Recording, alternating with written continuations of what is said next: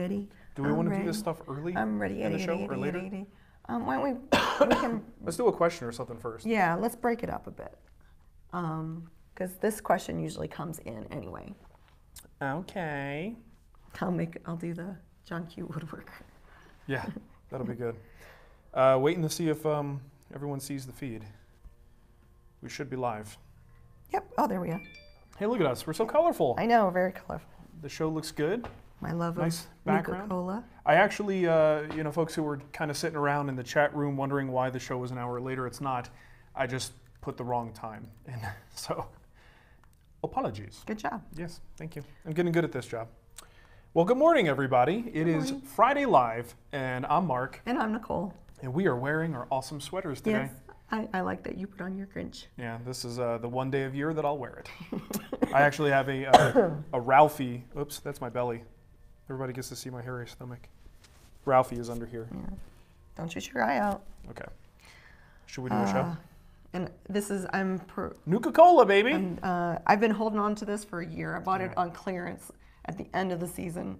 So it's just been waiting. I'm like, when am I going to wear that? Yep, there you go. So yeah, a little bit of a sickness running through the house. Nicole specifically has been really bad. So she's got her Kathleen Turner voice on. Yes. She's a little more sultry than usual. It was really bad yesterday. I almost couldn't. I was having trouble breathing. Turns out I have bronchitis. Yep. Yay. A little bit of bronchitis goes a long way, Nicole. But you know what? Those breathing treatments, whew. It's good. Just like that. So we have a few things. I got a few things in the mailbox, and I just wanted to say a few thank yous. I got an awesome magazine, Quilts and More, from Nate and Liz Gordon. So I just wanted to say thank you to Nate and Liz. That was very thoughtful. And if you've been following me on Instagram, Nicole Spag, you will see that I am quilting. She's a quilting mama. I'm a quilt. I'm not just doing quilting. I'm also just making blankets too. Yeah. So cool. If you're lucky enough to get a gift by me, it will probably be a blanket. I can't wait to see my blanket. I'm not making. I hope my blanket looks like an Xbox One X. Sorry. Here's the problem with making Nicole laugh today. We're going to get to hear that. You're going to hear me cough. All right, and we got an awesome package from David Cruz. He said, love the show and share the love of coffee. I've been on a 30-year quest to find the perfect cup. As it turns out, the perfect cup is a moving target. Yeah. So when I saw this print from an artist in Asheville, North Carolina, it put a smile on my face, and a copy now hangs in my coffee station.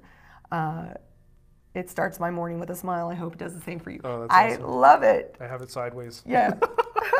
That's great. It's a T-Rex trying to grab a cup of coffee. Very cool. It's his French press, so it's perfect for you. Yep, I got my French press, and everyone's like, you got to get the arrow thing, and I'm like, I don't know what it is, and then it's like a whole thing. And I've heard, this is great. We've had people I should put this up on the shop. Oh, that would be great. The struggle. The struggle. I love it. He's got a little tiny T-Rex. David, that was such a thoughtful gift. Thank you so much. It's very cute, and I do think that's going to go in the shop somewhere. And then finally, you got a little mini hedgehog. For my buddy at the hedgehog place. Yes, so he just wanted to send over it's a little magnet. Brett. Or a pin, actually. It's a pin, and he said you can wear it on your shirt or lapel.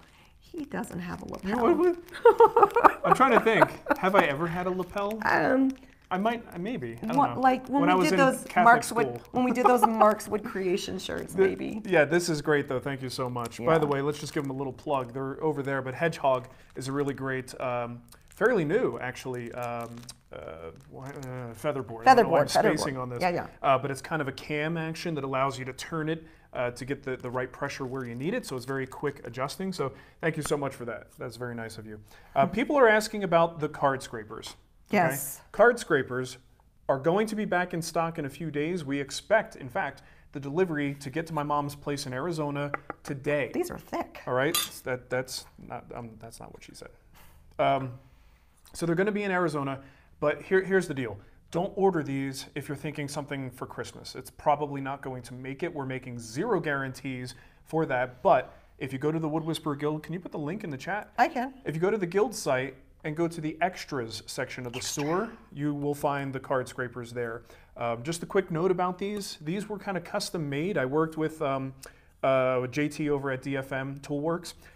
He was making these blue scrapers. I thought they were really cool. He approached me about it and I said, well, look, here's my problem with most scrapers. They're too thin.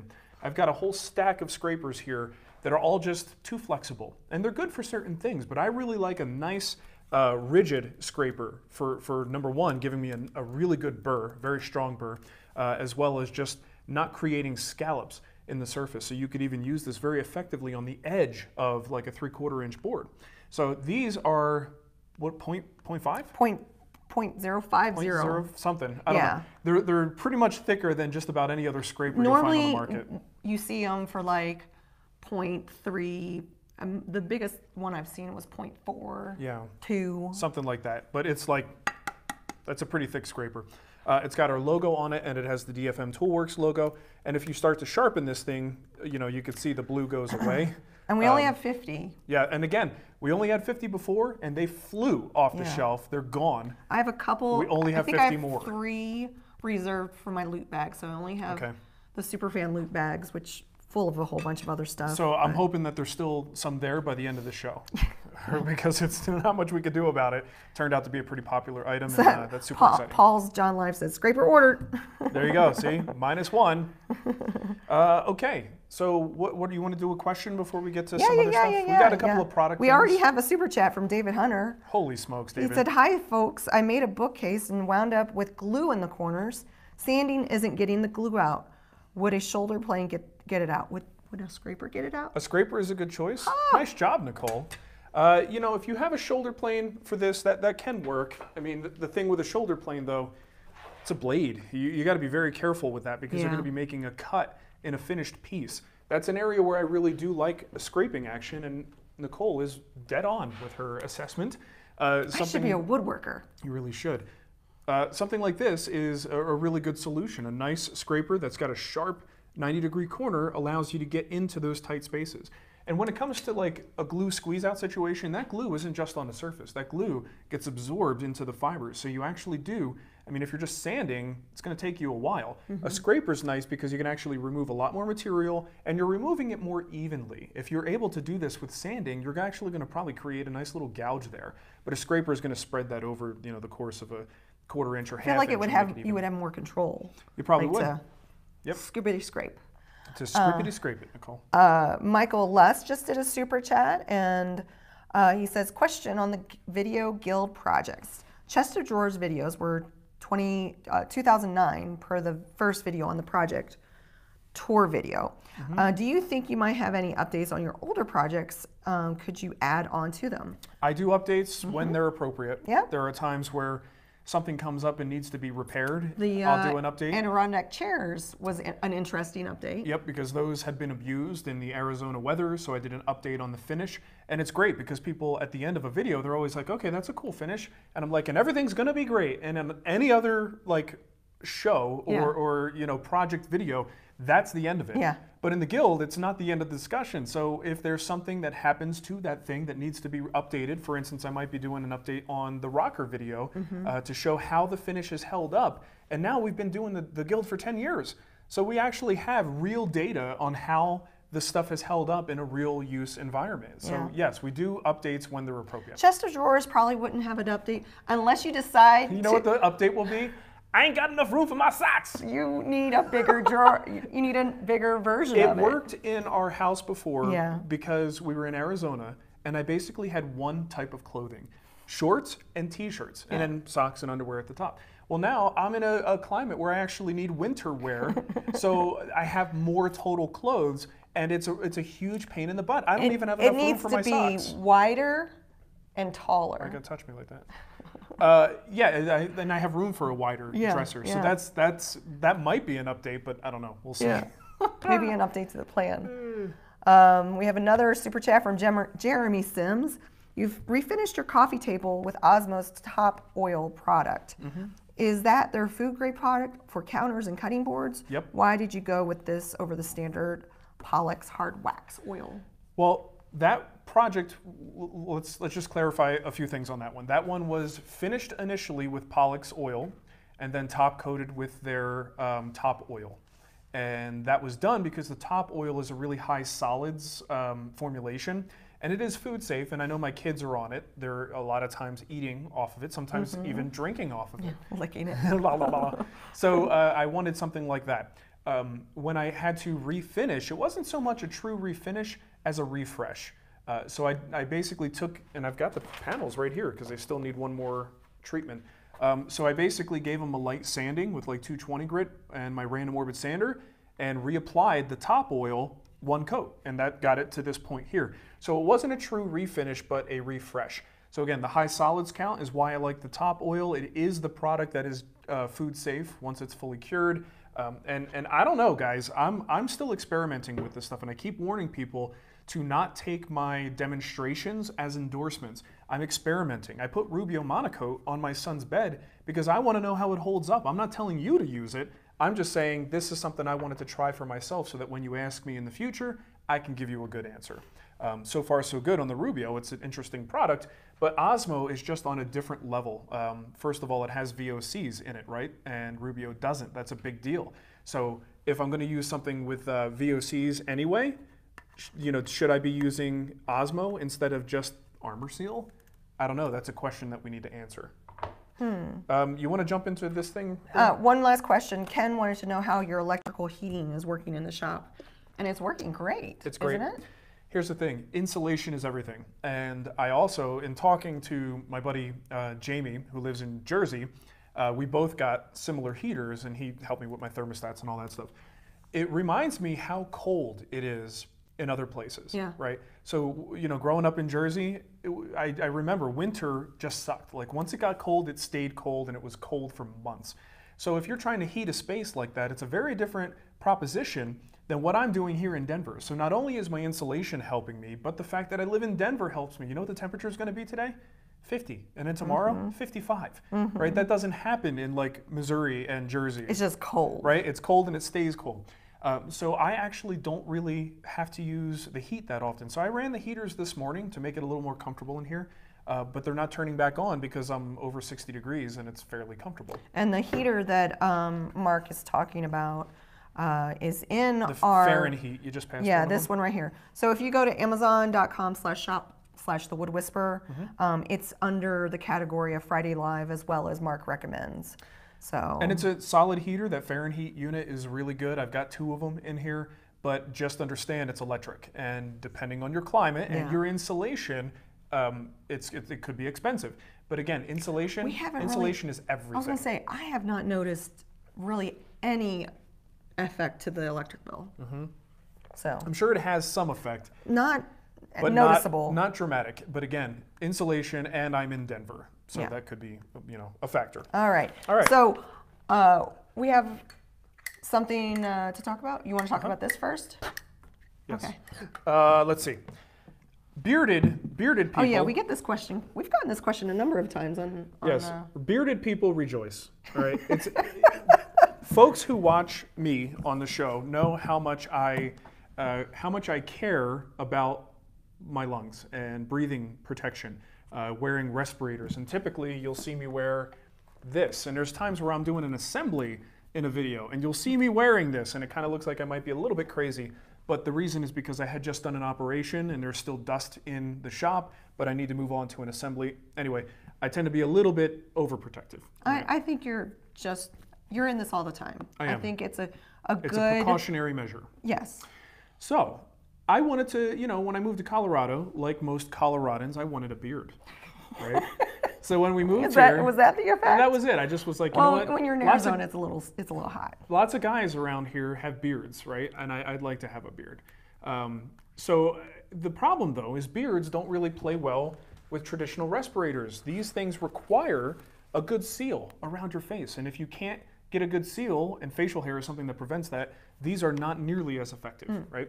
So I've been shaving my beard, so basically I'll have the beard for a while, but then if I get into a milling phase or a sanding phase of a project, I just shave it and then start over. So these... and Ava goes, Daddy, where's your beard? Where's your beard? And Mateo goes, yay, no beard. Kids can't make up their minds. So getting some kind of a full face respirator powered air unit has been something that was of interest to me. I bought the Trend Air Shield, I don't know, 6 to 8 months ago. I tried it and then I got a little bit nervous because I started reading up on how well it actually filters. Yeah. And I wasn't happy with the filtration effectiveness and the size of the particles that it's able to, to filter out. So I sent it back. I never wound up using it. So not too long ago, this particular company, JSP Power Cap Active Powered Respirator. So the company's JSP. And what's the Peak? Is it PEKE? Safety is the company here, because I guess this is a European company based in England. And then the distributor who's handling it in the States is this PEKE Safety. They approached us and said, would you guys be interested in this? And I thought... Since you're complaining about your beard all the time. since you are pretending to want to have a beard. Hold on, let me open this thing. So they contacted us and said, hey, check out this powered air respirator unit. Why am I spacing on the opening? I know there's an easier way to do it. Oh, it's this little spot here. So this is a powered air respirator. It basically is going to be pumping in air across your face and creating a positive pressure situation. Do you know what that means, Nicole? It's a positive pressure. Yeah, that's correct. All right, so here it is. It actually comes fully assembled, ready to go. I'm going to put this on and show you guys how cool it is. So you have, kind of a typical thing for these powered units. You've got a built-in face shield, complete protection for your entire face. Yeah, is that the charger? That's the charger. Oh, it charges. Yeah, so it's rechargeable. See, I'm used to seeing something like this on Ashley when she's doing her wood turning, where she has this this thing, this looks like an alien thing. And she's wearing a belt. She's got a belt, like a belt pack that goes around her waist. It's like this. And I think the thing that feeds the air into the mask comes from the back. Okay. And she actually looks like one of those, I don't know, something like if you pull, like she's in space, right? She looks like you an pull the astronaut. tube out and yeah. her eyes pop out like in Total Recall. But anyway, so this is the face shield, pretty typical setup there. You've got your filter cartridges at the top. Okay, on the inside, you got this fairly comfortable, sweet helmet, which actually I might just wear without the mask and walk around with it because it's so fashionable. It almost looks like a bike helmet. It does. Yeah.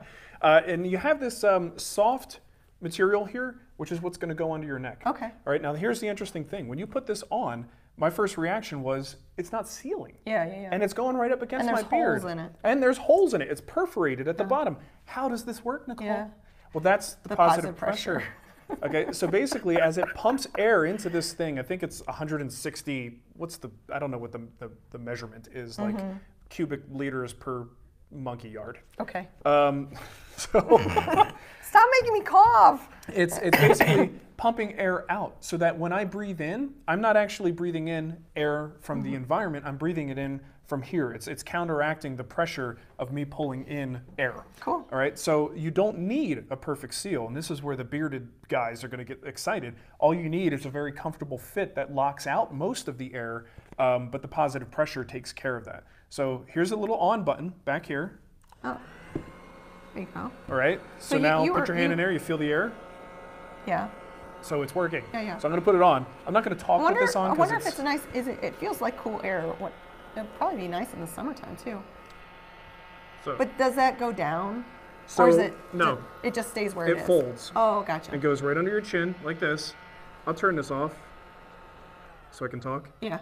And that's it. So it's, pretty comfortable. I mean, you can tighten it up a little bit more. Yeah. You'll see as I start talking, it's going to fog up. Yeah. All right, and it normally would fog up, and that's where the air comes in. Oh, look at that. Nice, right? So it is putting a lot of air across your face, right? So if you have moisture coming out of your mouth, you don't have that moisture buildup. In fact, you get a lot of moisture buildup in this, especially in cold weather. I breathe in there, and it's very moist. There are times, and people who wear these respirators know what I'm talking about. You're in the middle of working on a project, it's a little bit chilly out, and then suddenly you get a drop of something. You're like, where the heck did that come from? Oh, it's from the mask. It actually collects in here, and then it spits out like a donkey. Yeah. Somebody said, it actually looks a lot less dumb on you than I thought it would. Well, thank you. That's the effect of my face. And then somebody said it's a woodworking CPAP machine. It kinda, yeah. I mean, you could probably sleep with that if you have CPAP issues.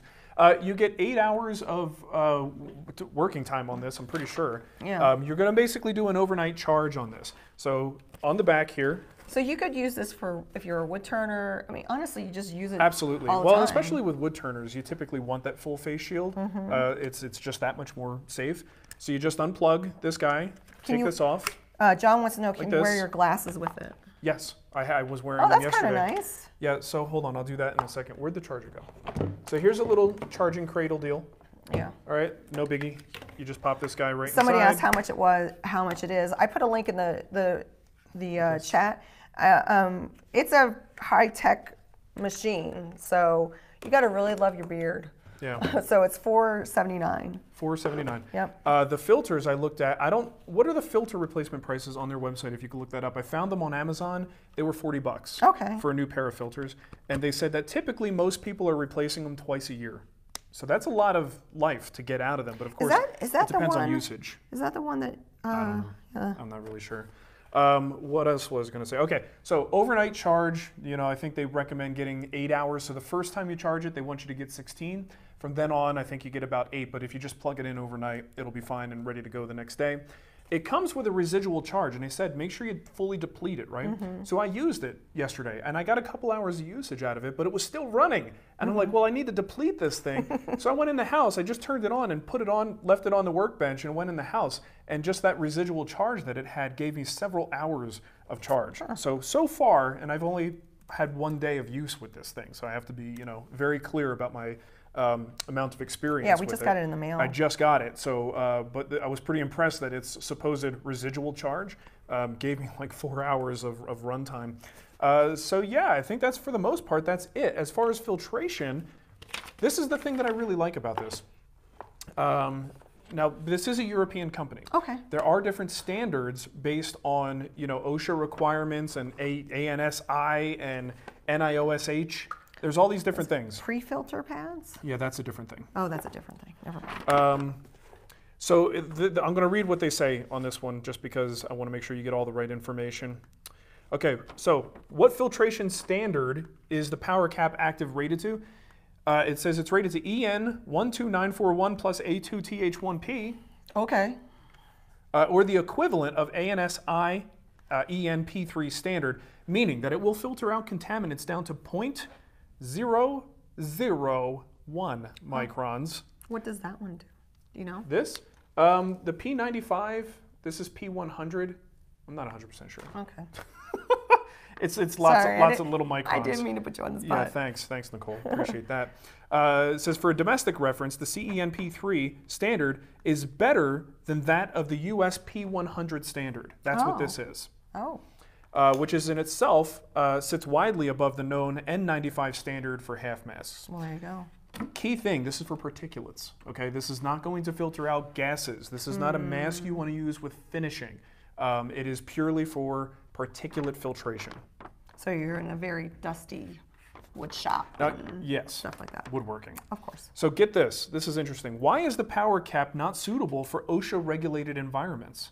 This is going to be very counterintuitive. OSHA regulations require that only NIOSH-approved respirators can be used in industrial environments. These respirators have been rated to ANSI European testing standards that actually exceed the requirements of NIOSH. They exceed them? So they exceed the requirements, but because... Well, somebody in the chat room said that OSHA also says you can't have a beard. Well, look, if you're in an OSHA-regulated environment, you've got a very specific set of concerns. You know what those are, or your supervisor knows what those are, and you have to deal with that. Yeah. I mean, most of the people watching this are recreational woodworkers. This is true. So anyway, so far so good with this thing. If you love your beard and you also love your lungs, I don't think that the asking price is too much, right? Because a lot of people, it's like, think about it. I love my beard so much that I'm willing to take more particulate matter in my lungs. Well, a lot of but I'm not willing to spend a couple $100 on something. Well, a lot of men like to groom the beard. They spend a lot of money on the gels and the oils and the things. So to shave it off is Jim Ashley. Yeah. He's a beard oiler. Yeah. I know it. Now look, I don't know what happens when you get all your beard soul glow all over this thing. Yeah. I can't vouch for how that's going to hold up, true. Jim. So you might want to go easy on the oil. Here's the other thing. You don't need to take the power pack off to charge it. You can actually charge it. Just pop it like this and put it right next to the charger. Let's see. I think that's really about it as far as the details. All of these things are replaceable. I think they have film. They actually have extra battery packs too. Which would be a good idea if you're like me and you forget to charge things. I believe they've got film that you could put in front of the mask so that you could wear that and then pull the film off and put a fresh one on there.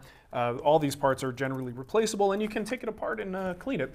The other thing is it comes in this really nice container And this is actually what they recommend you do for storage. So Okay. at the end of the day, pop it in there, put your lid on, and you've got yourself a sweet little setup. Well, and it's free from any dust that would Yeah. get on it.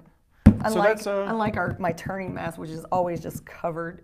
coated in dust. Ridiculous. So really, that's it. This is a very interesting thing. I am more confident in my usage of this than I was in the Trend Air Shield. I know that's going to be a common question just based on its particulate filtration capabilities. And I will say that in the wintertime, it is a little bit chillier now.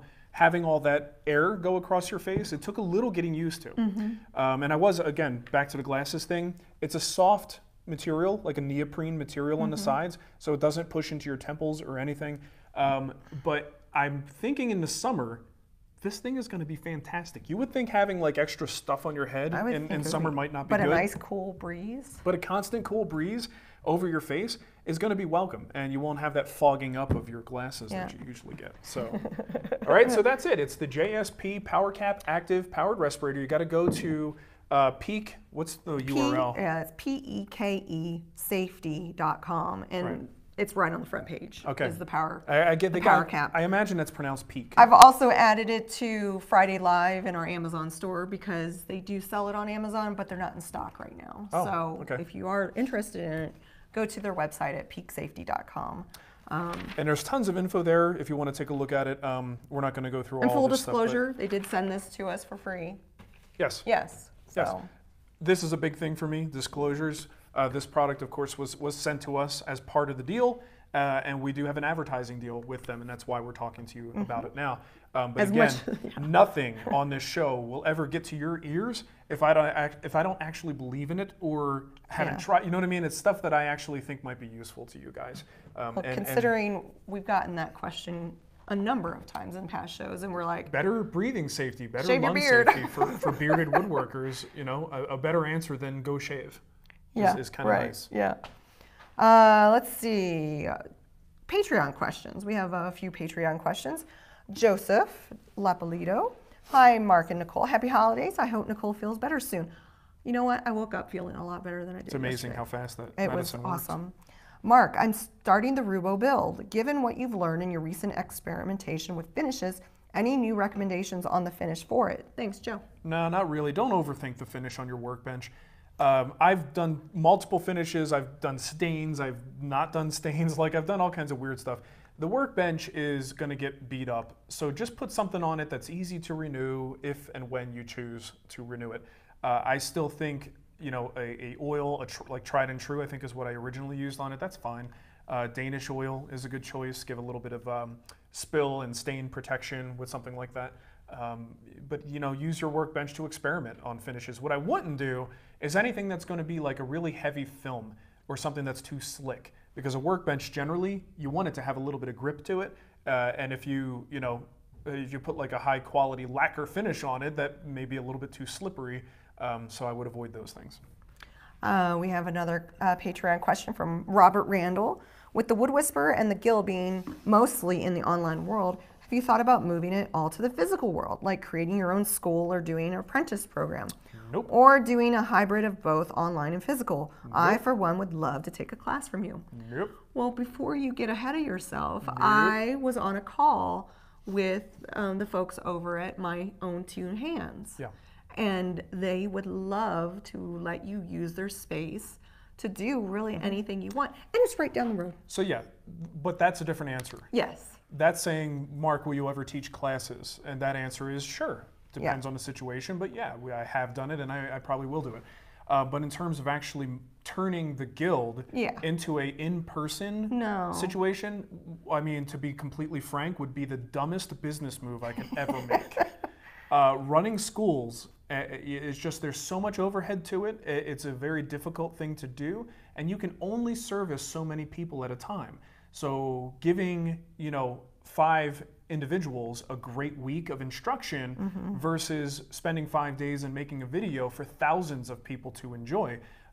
It would have to be something that I would want to do for like some personal satisfaction reason, because it wouldn't be a good financial decision. So that's kind of at this stage in our development, that is not something that I would ever think about. And I told the folks at My Own Two Hands, we're going to look at our schedule, look at your build schedule for the guild, and maybe see, like, maybe you could do like a weekend class or stuff like that. And that's great because it's a local makerspace. I could sleep in my own bed at night. I don't have to travel. That is something that's much more appealing to me. And it's their insurance, not mine. You know, there's a lot of concerns when you bring people into your shop. Yeah. So in 2019, keep on the, we'll work on that. So if you do want to take a class with him, hopefully we'll get some stuff set up at the My Own Two Hands facility.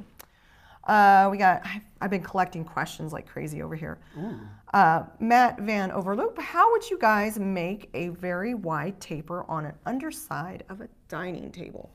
I like that you added me to this question because I don't know. Yeah, Nicole, how would you add that wide taper to that table? Right here, guys. A router? Oh, I don't know. No. Yeah. Way off, Nicole. Hey, way off. I try. If it's really a wide, and I assume somewhat shallow taper, so it's not going to be a real deep cut. Is that Peter? Yeah. Okay.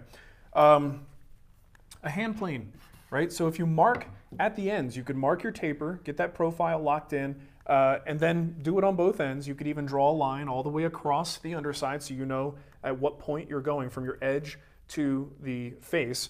And then use a hand plane, right? If it's something you could fit on, well, see, it's a dining room table, I think you said. You're not gonna get that on a table saw safely. I mean, I guess you could figure out some crazy way to do it, but I'd rather not see you do that. Hand plane, man, that's it, and it won't be that hard to do. It's actually kind of fun.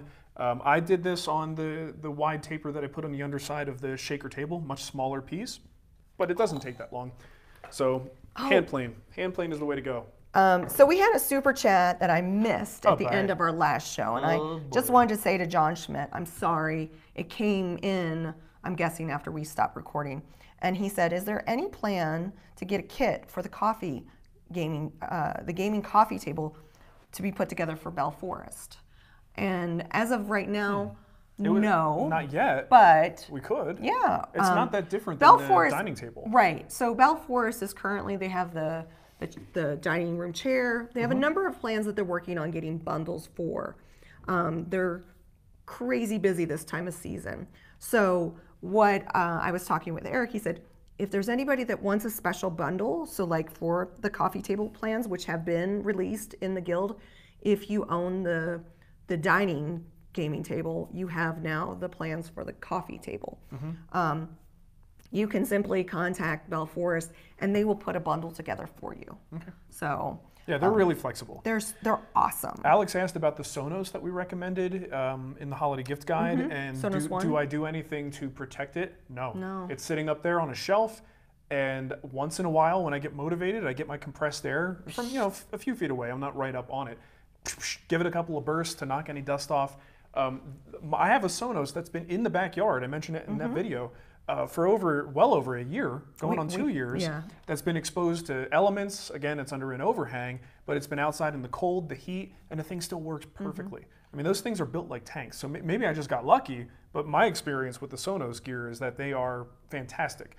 And here's the other thing. Someone asked me about electronics recently, and I was kind of a similar answer, but I'm really good at collecting the dust before it's a problem, right? I don't just have absolute tons of dust everywhere. I mean, look around. It's pretty dusty right now, right?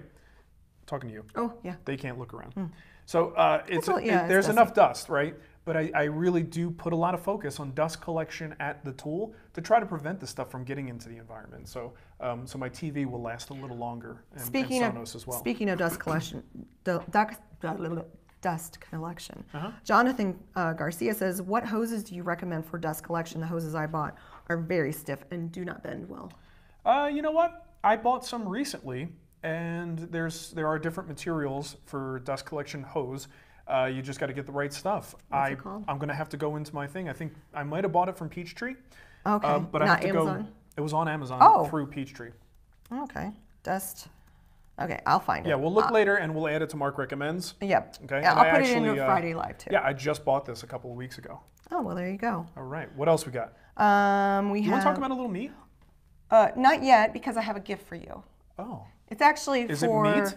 No, it's not meat. But we'll talk about meat in a second. Okay. I'm excited now. So it is actually a gift I'm giving it to you, but it's really for some of the audience members. So here you go. Here's your gift. Oh, sweet. So I got to open this? Yeah. Let's open it. Here we go. This is muy exciting. Oh, I know what this is. Yes! You see this, guys? Hold on. It's taped. Look at that. We are now going to have a live date and time for the show.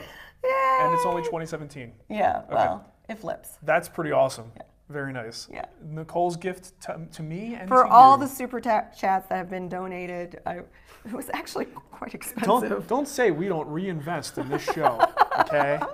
Well, this is actually pretty cool. I'm going to have to put batteries in there. It has batteries in it already. Oh, it's just not turned on? Yeah, it's just not turned on. That is pretty awesome. Okay, that's good. I can't wait to get that up. Yay! Very, very, very nice. All right, so let's talk about your meat. Oh, okay. I missed what you said. I was very distracted by that comment, Nicole. So we get contacted quite a bit by companies, and a few of the non-woodworking things come through, and we go, yeah, that does kind of fit with us. Like beard oil, razors, stuff like that. Yeah. So we were approached by the folks over at ButcherBox, and I don't know if they've watched the show, but we've talked about Plate It and Blue Apron and all that before. Yeah, meal services. So it is in that same vein, so it's right up our alley. And so they have actually put together, they sent us some of the meat, and we had steaks the other night, and they were amazing. I loved them. I'm actually not that big of a steak person. No, you're not. Like in terms, like I will never go to a restaurant and order a steak. Oh, I will. If I'm gonna have a steak, I'll grill it myself. But we have had some really good steaks. You said from Target, From right? Target. If you know the Target brand, you know they have some really good steaks at Target. And those were good. The like butter. But when we tried these, and again, I'm not, like I said, I'm not that picky about this stuff.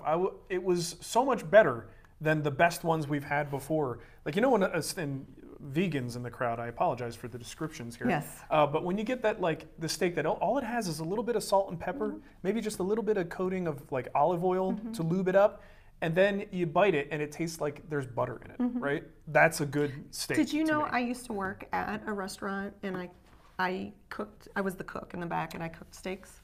Yes, Nicole. Did I? You've told me this Have story I? many times. I You got- told me your secret of how you would make baked potatoes very quickly by not actually baking them. Well, we would boil them and then we'd put them in the microwave. But the steaks, I was really proud of my steaks. Yeah. I would get tips from the customers because my steaks were so tasty. I'll give you a tip for cooking some steaks. Anyway. So they sent us this stuff because they know we likes the meat. Yes. And they were And you fantastic. grill They were really good. and- And some of the stuff is for barbecue. So they did actually buy some ad space from us on social, not on Friday Live. Right. So I will be doing something in my stories Yes. showing probably me smoking some of the stuff that they sent us. We're doing this today because they actually started up an affiliate program for us. So if you guys sign up, you get a special bonus and then we get a couple of bucks in return. So this is actually pretty cool. If you go to this particular URL, what is it? ButcherBox.com/thewoodwhisperer. That's it. No, it doesn't say the, it says Wood Whisperer. I said wood whisperer. No, you said the Wood Did I Whisperer. say the wood That is the worst decision we've ever made, is to do some things with the and some something without. not. Yeah, I know. It's so friggin' confusing. I know. Anyway, butcherbox.com/woodwhisperer. So if you sign up, it's basically a monthly delivery thing. And That they you send can cancel at any time. You can cancel anytime. They send you all this meat, and then you eat all that meat, and then you get more meat the next month. But it's free bacon, and you get free shipping and $20 off. So basically, we looked at the numbers. We actually went through the process of Yeah, went what through we the would get. process of what you would get there. It comes out to about $4.50 a meal.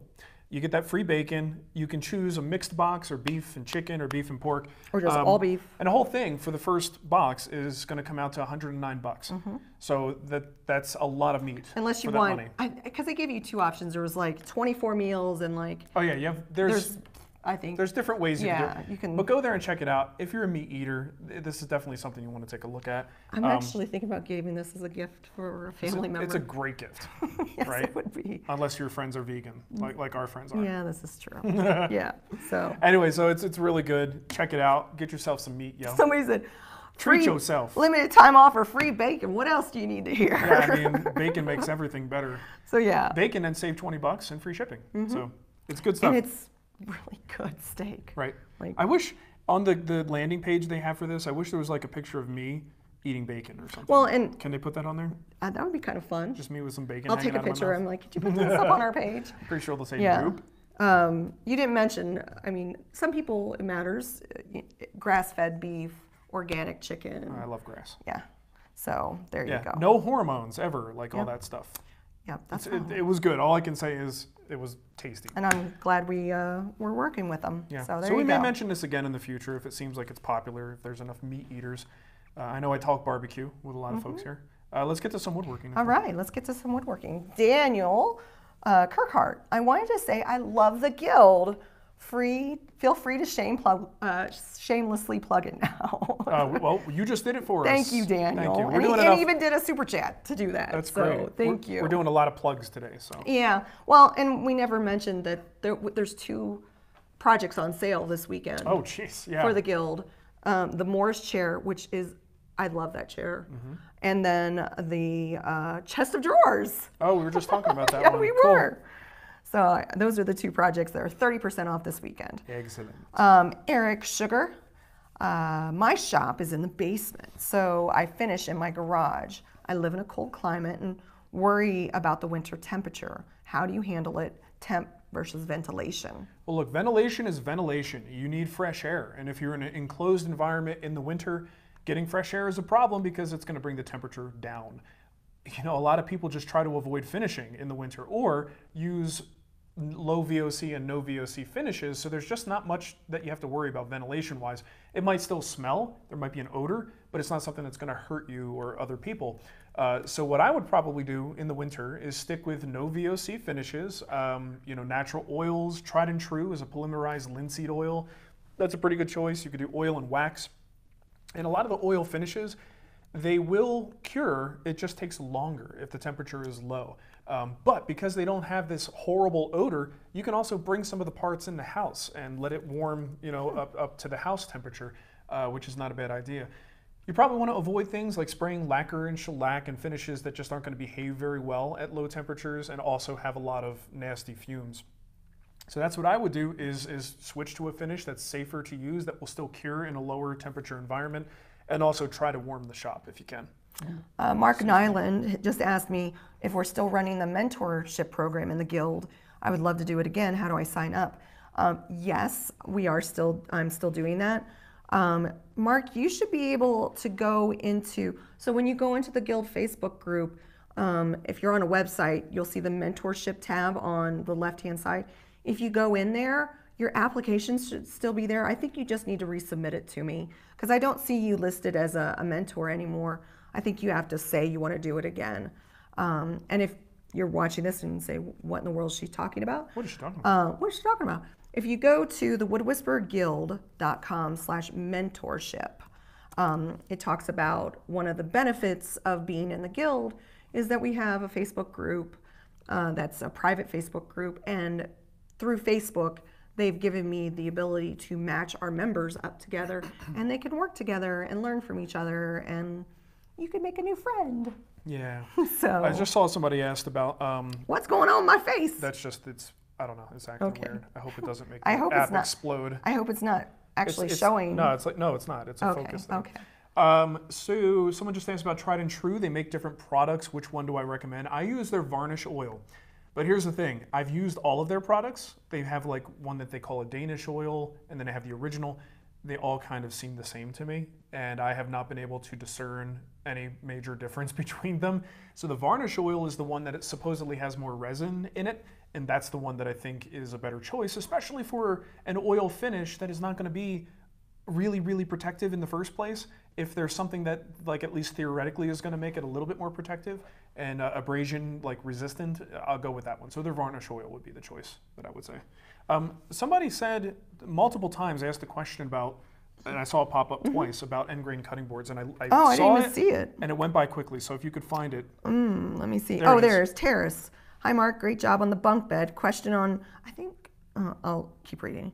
Question on breadboard end cutting boards, is there an issue with movement, cracking, etc.?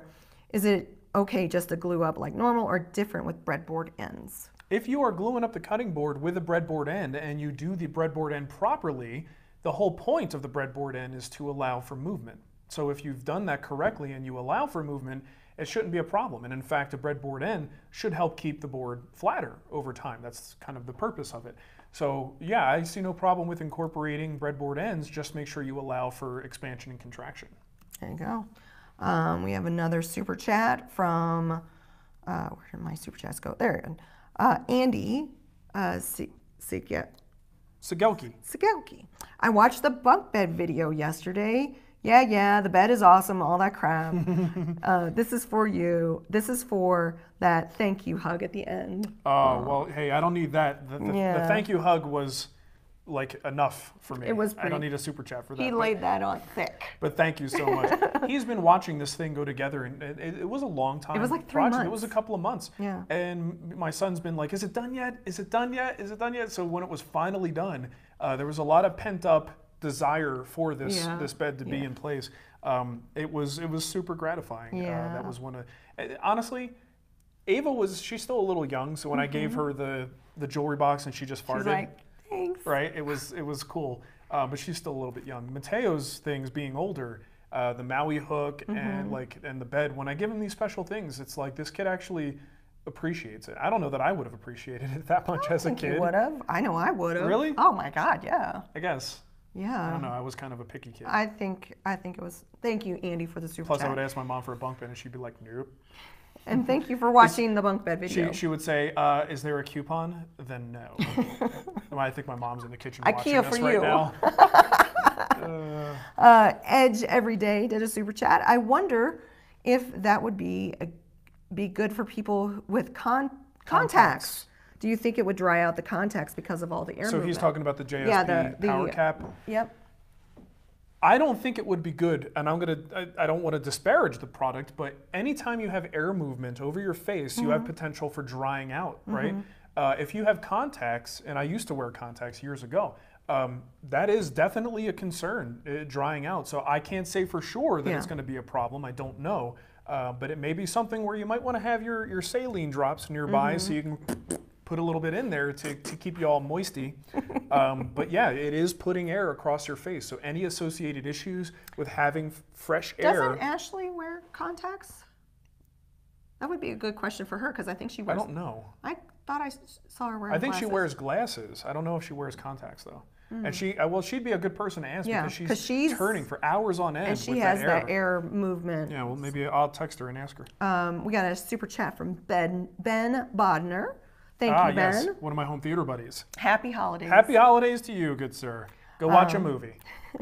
You know what I told him? Yeah. I told him about my irrational fear of not being able to see the door in a room that I'm in. Yes. And that home theaters that are dark and loud, it's like a sensory deprivation sort of situation. And there's the door behind me. I really don't like watching movies by myself. Yeah. I need to know that everyone is in that room. You're like a Doberman. A little bit like a Doberman, yes. That's how our dog used to be. She would always want to face the door. She could never closed be the away door from and the then door. she would basically put herself in the corner. I told Ben about that and he was like, well, great, thanks. Because now I've like ruined watching stuff in home theater by himself. Oh, goodness, this cough. Mark Dixon did a Patreon question. Nicole, I hope you're getting better soon. Slowly. Mark, do you ever use floating tenons in your woodworking? If so, do you recommend using standard tenons or floating tenons? It says but I'm guessing I use floating tenons all the time. If you're not familiar with what that is, imagine putting a mortise and two workpieces, and then the tenon is loose. So you'll see them called loose tenon, floating tenon. Domino joinery, if you've seen the Festival Domino, that's all that system is loose tenon joinery. They're just giving you pre-made tenons. I use it all the time. A lot of times if there's a complex angle going on, I find it easier to do loose tenons because I could do a mortise on both sides and put it together rather than trying to cut a crazy angled, shouldered, tenon on one side and then mortise on the other. So yeah, I use it all the time. There's no reason why you should use one over the other necessarily. I think they're both adequate for most of the operations we're going to use them for. But yes, absolutely. I love loose tenon joinery, floating tenon joinery. Someone in the chat room wants me to stop saying moist. I love saying moist. I don't like it either. But Why do sometimes people, there's. I've heard that before. Why are there's people something weirded? in the way that it's worded? The way that said? it's, yeah, I've seen like pronounced? breakdowns of why Moist? it's not visually, or it's not pleasant to listen to the word. But what's an alternative word? Moisty? Succulent and juicy? Okay. None of those are fun words, right? Yeah. They're all gross Juicy. words. Juicy's not as bad. Moist? Stop. I don't get it. I don't like It's the just a word. word. I don't like the word either. I just don't like how it sounds. Yeah. It's not a fun word to listen to. Okay. Ellie, our friend Ellie says, what types of gloves do people here use when putting on finish? Using latex from Costco, try to pair from GloveWorks, looking for something a bit thicker than basic latex. Don't you use the blue ones? Mine are called, no, not blue. They're black. They're black. I'm looking at the box. It says Glove Plus. Those are on Amazon. I just buy them on Amazon. You could add those to Marc Recommends. Are they black nitrate? I think they're black nitrile. Nitrile, that's right. Is it these guys? I don't know, but there's a woman with large things. Why did that come I up? don't know. Maybe, yeah. Just for fun, go and Google Okay. black nitrile. I'm talking to them. Oh. So Glove Plus Black Nitrile. I don't know if that's the right ones. Look at the box. Does that look like the box? Is that the box? No, that's the brand is called Raven. Raven. Anyway, I get the black nitrile ones, and I find those to be effective for pretty much any Well, finish and I it use them usually on. says that if you've bought it, but it doesn't show that you've bought it. No, because that's not There's it. like all kinds of, I mean, that's where this is so confusing sometimes going on Amazon is sorting through Just all go this black nitrile gloves. Black. Yeah, take out the brand. Black nitrile. There you go. Yeah. There it is. Oh, that one. Buy it again. Buy it again. So Glove Plus. Glove Plus. Okay. Black nitrile. So we're going to add that to Amazon.com/shop/The Wood Whisperer. Marc Recommends. No, I'm going to put it in Friday Live? Friday Live. Okay. Because we talked about it on Friday Live. Those are the exact ones that I use. There you go. All right. We have another question from Brian Jones. Apparently, I've been good this year because my wife said I can get a new tool for Christmas. Attaboy. I've been trying to decide between buying a domino or upgrading my DeWalt Lunchbox planer. Oh boy. Any advice? Get the domino. Yeah. I mean, a DeWalt Lunchbox planer is fine. It's going to be super Something loud, you already have, though. but it's working, right? It's doing the job. An upgrade there would be nice, but it's not going to make as much of a difference in your workflow and the speed at which you could produce things. Compared to a domino. A domino is a game changer. I do tell people to avoid getting the domino too early in their woodworking career because it stops you from learning a lot of really fundamental, important things that come from mastering a classic mortise and tenon joint. But if you're ready for it and you want something that's just going to allow you to build better furniture faster, it's hard to argue against the domino outside of the price. So I would say the domino is going to be the big difference maker. Alrighty. I have Anything else? Well, Nearing the end. Yeah, we're nearing the end. Crazy Beaver Woodworking. With the current temperatures here in Colorado, will laminating boards hold up when the shop temperature is 50-ish? Glue up is 10x6 walnut maple. Thoughts? If you're entering that 50-degree range, look at the back of the bottle of the glue. Some of them have different operating temperatures. As soon as you get down to that lower end of the range, the glue starts to get chalky and white. And if you start seeing that and it's drying in this white powdery sort of look to it, that's bad news. So if you are getting down to those lower temperatures, you are risking your glue ups. So you got to get the temperature in the shop up a little bit, but double check. I'm not sure. I got a bottle right there that if you could, no, it's too far away. What is it? It's just a bottle of Type On, but don't worry about it. Look on the back and look for those recommended temperature ranges. Those are crucial, and I would follow them to a T. If it's below that range, don't do it. Or find a way to bring those glue ups in the house. I've done that where I did a couple of quick glue ups. I was building just a little component for the home theater, and I had to do a glue up of 3 or 4 pieces of wood. So I was making these little blocks. I didn't want to heat up the entire shop just to let that cure properly. Do you put it in is that the one where you put in? I put it in the warmer tray on the, in the that was a oven. different reason. I wanted to speed it up because gotcha. I wanted the part to be ready. But I just basically brought everything into the house, let it sit there overnight. Brian says Type On 3 is 45. Okay, there you go. Oh. And I mean, it depends on the time of day here. You know, some like later in the afternoon, it's like 50 plus outside, and you'd be fine as long as your garage or shop is also at that temperature. It looks like I have another super chat. Let me just refresh. Oh, I have a few. What is going on? Okay, do those and then we'll finish up. Corey M says, Mark, I'm making a challenge coin rack and trying to figure out how to do the stopped angle channels so I can put a place card. Placard. Oh, a placard, sorry, in the middle of the tray. I would need to see exactly what you're trying to do to give you a really solid answer, but what I'm thinking is some sort of a routing jig. You know, whether it's something that holds it at the proper angle, then you just slide your piece in and cut it. But I would need to know a lot more about what this thing looks like. But definitely I would be thinking in terms of a jig that's kind of dummy proof. Either using like a guide bushing with a 1/4 inch bit or something, depending on the size of the groove you want. But I think a router probably is the path you're going to want to take for that. And shoot me an email or something if you can give me clarification, and maybe I could help a little bit more. There was a question from Tommaso. What's your opinion on hand making a sculpted Maloof style chair all by hand, Shannon style? What's my opinion on it? Oh my gosh, I couldn't even imagine doing that. Like, it's a lot of work. That's a ton of work. I mean, it took you forever to get that chair done. Yeah. I couldn't imagine doing it all by hand. It's substantial. I mean, it's going to be a substantial amount of work. If that someone wants to go through that process, all the power to them. I wouldn't want to do it. It's certainly feasible, but hey, woodworking happened long before power tools were around, so why not? But I personally would not want to do it. It's a lot of work.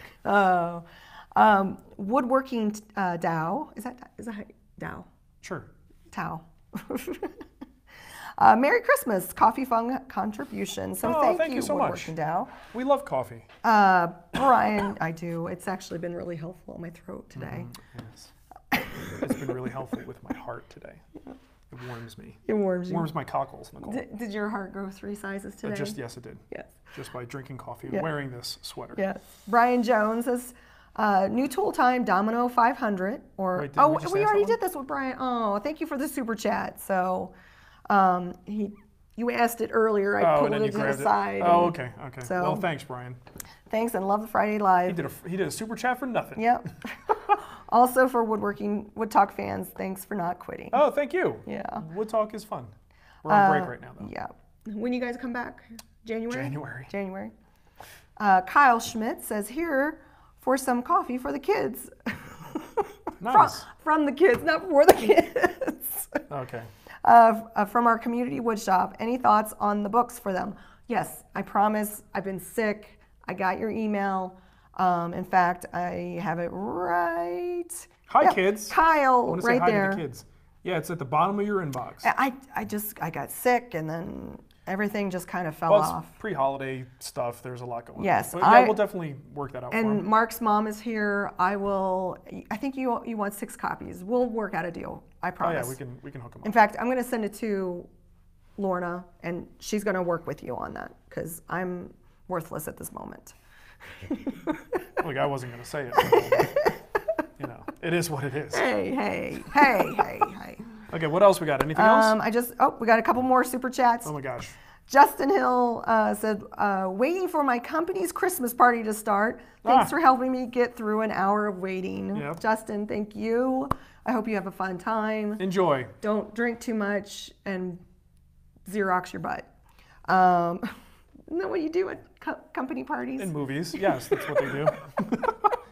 I don't know. I haven't been to a company party in a long time. What do our company parties look like? Let's have a company party. Okay. Do we have a Xerox machine? Yeah. No, we just got iPhones. Let's just take pictures of our butts. Put them on Christmas cards. Oh, goodness. Andy Sims said, just joined the Guild. Happy to be part of the cult club. Boy, I hope the Guild doesn't become cultish. No.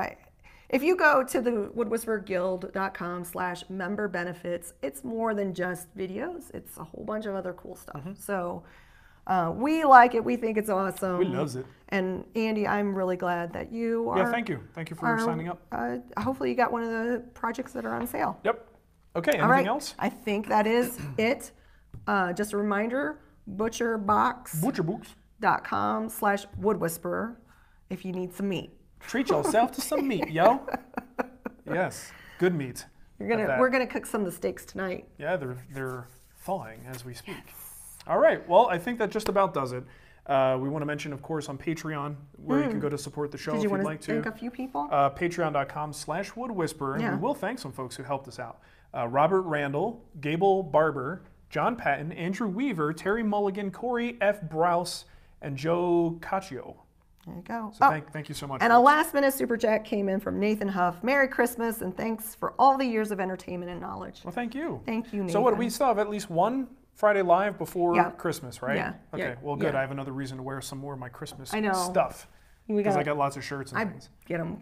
I like to Don't make excuses, Nicole. I just like the Christmas stuff. What can I say?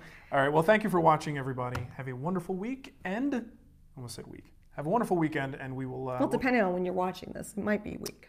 If you're watching it late, it's kind of lame. No, it's not. Not everybody can join us live. Okay. I don't mean like tomorrow. I mean like a week later.